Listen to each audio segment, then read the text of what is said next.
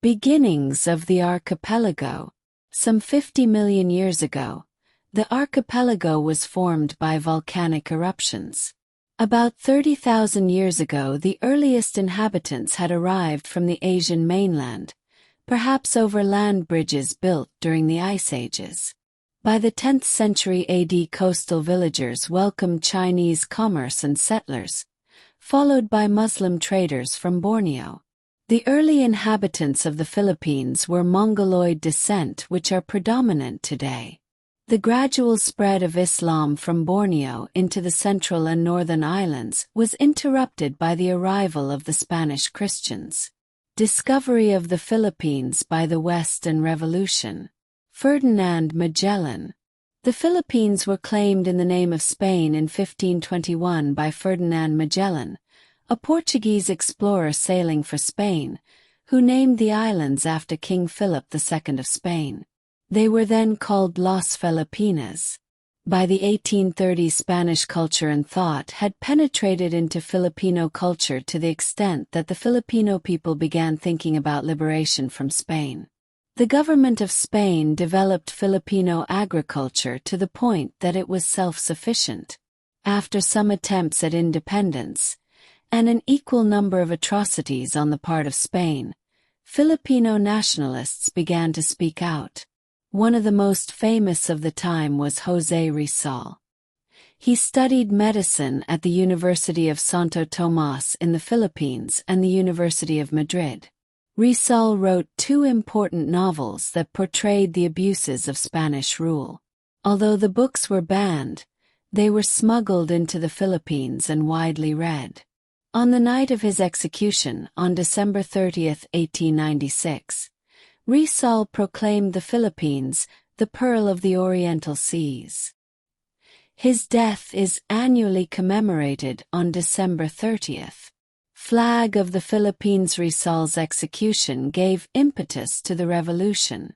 Although the Filipino rebels, led by Emilio Aguinaldo, did not win complete independence, the Spanish were not able to end the rebellion. In December of 1897, negotiations with Spain resulted in the Pact of Biak-na-Bato. All of the rebels were granted amnesty, and the leaders of the revolution returned in voluntary exile to Hong Kong. While in Hong Kong, Aguinaldo and his compatriots designed what is today the Philippine national flag. The American Era and Independence, too. Admiral George Dewey. At the same time that the Philippines were fighting for independence, Cuba, also a colony of Spain, was trying to liberate itself from Spanish rule. Cuba, however, had the backing of the United States. When the American battleship, USS Maine, sank in the Havana harbor, war between the United States and Spain became imminent. On April 25, 1898, the United States declared war on Spain, and the commander of the U.S. Asiatic Squadron, Commodore George Dewey, was sent to engage the Spanish Navy in the Philippines.